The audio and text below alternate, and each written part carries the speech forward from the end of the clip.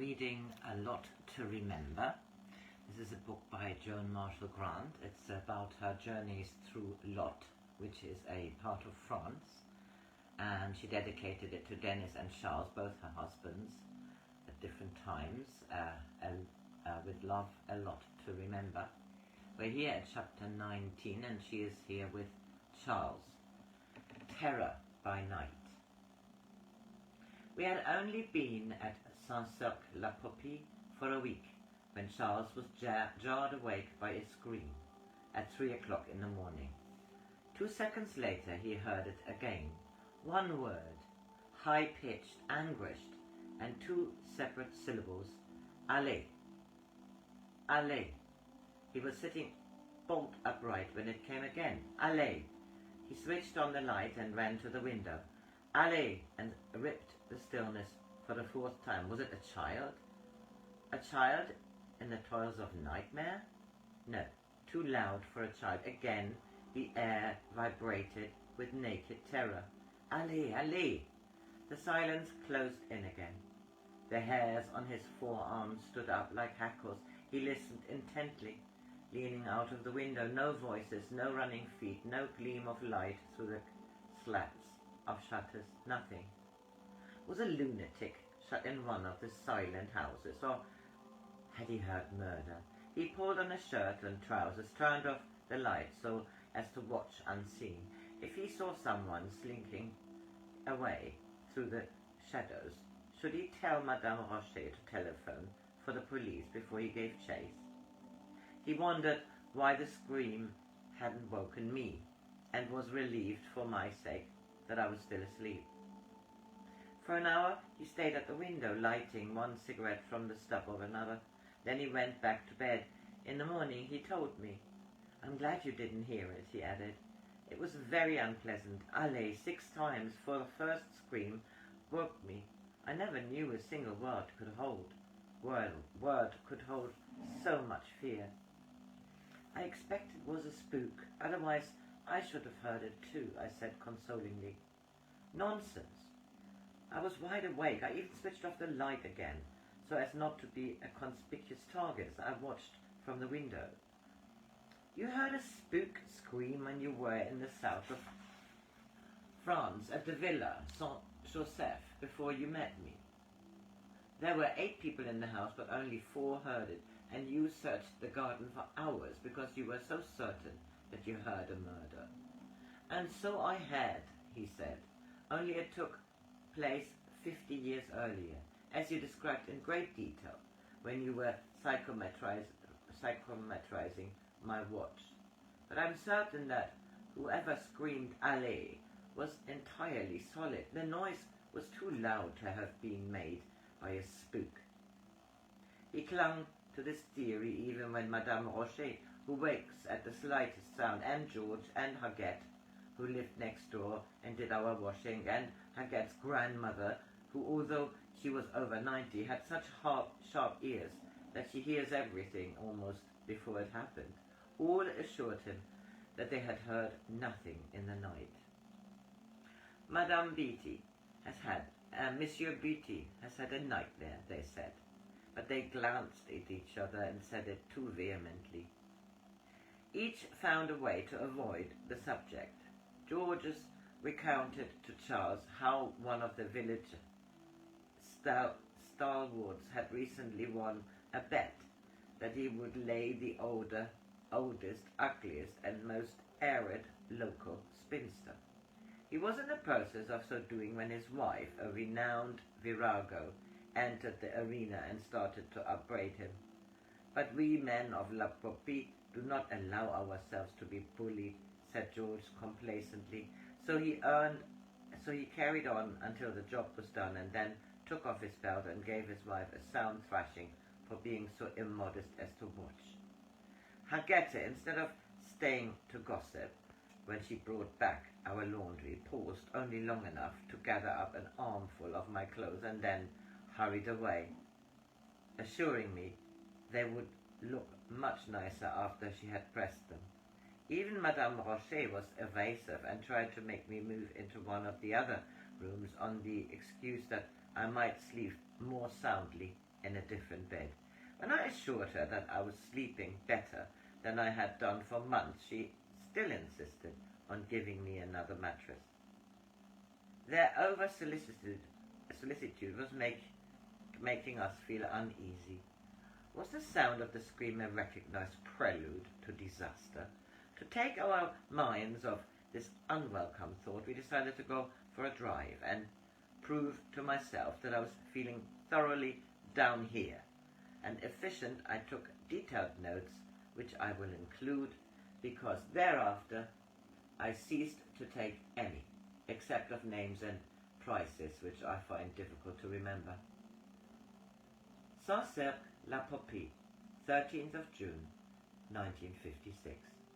After lunch, take the D8 and D52 to Échaussel, Concots and Limoux.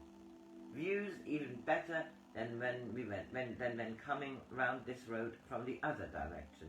Must remember to stress that the lot for over 70 kilometers to the east of Cahors has a road along both banks, and that from them the views are not only entirely different according to whether one is travelling from east or west, but are from different angles, up from the water's edge or down from the cliffs.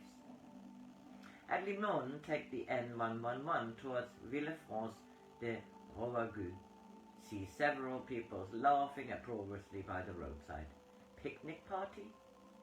Why, here, on this dull main road.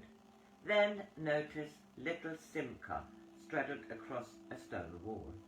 Guardian angels must be kept even busier looking after French motorists than when acting as nannies to Irish horsemen. Slow down and make "can we help" gestures. Simca survivors wave bottles indicating "come and join the party," and point gaily to two motor bicycles to show that they already have enough help, so wave back and drive on. Villefranche de Rouergue is a pleasant old town, but quaintness of narrow streets seems artificial, because hung with strings of paper flowers and tatty little pennons for tomorrow's fete. Was not in the right mood to appreciate the church of Notre Dame, or even to be particularly impressed by its 200-foot tower, which is poised above an enormous Gothic arch.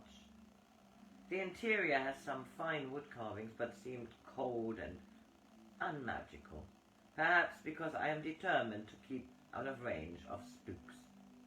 Wander about until we come to a fairground. Caravans have now rows of champagne bottles on their steps and among the geraniums of the window boxes.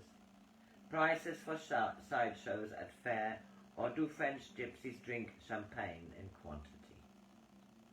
Come to a bridge over the Aveyron and see on the far side two very seedy hotels confronting each other, whose names are an extreme overstatement: Grand Hôtel de l'Europe et de l'Univers and Hôtel du Globe. Decide that Café Cognacs would revive us, so have them outside the Grand Hôtel Moderne. Feel too lazy to ask whether I can look round it to check on its degree of modernity.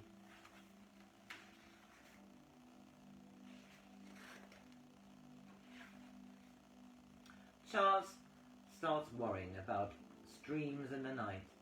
If their source was physical, is it none of our business? But suppose it is a spook who urgently needs attention. Why didn't I hear it, too, if it was a spook? Trying to deflect his train of thoughts, I ordered an ice, and when the ploy proves ineffective, say soothingly that if it is a spook, and a spook which my superiors consider to be my business, no doubt it will turn up, probably when least expected. This seems cold comfort to Charles, who says gloomily that he hopes I won't find it in the middle of dinner and in public, as happened when I found myself sitting on the lap of a ghost in the Savoy Grill. Change this subject by saying, I have just remembered that I promised to buy sweets for Monique, Huguet's child. Hurry off to get some before the shop closes.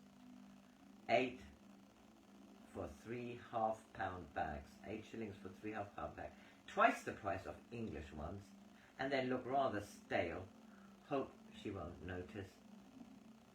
Both feel more cheerful on our way to Villeneuve-d'Aveyron by the N122. Then take the D48 to Ols-et-Regnaud's, charming chateau and trees on right, and by the D86 to Ambariac, where we keep on to the left bank along the top of the encampment. Soon see Tower on our left and stop to explore it. Wood Tower, which still has the spirals there intact, and the adjoining ruin, make an ideal house if restored or given some extra windows. Have almost planted the garden using 3 great walnut trees which actually exist to shade imaginary terrace. Then decide that site unsuitable, as grandchildren might stray across the road and fall over the precipice. Right, I stopped this here because I think my battery might be empty soon. So this is the first part of Terror at Night. Today is the 10th of November 24.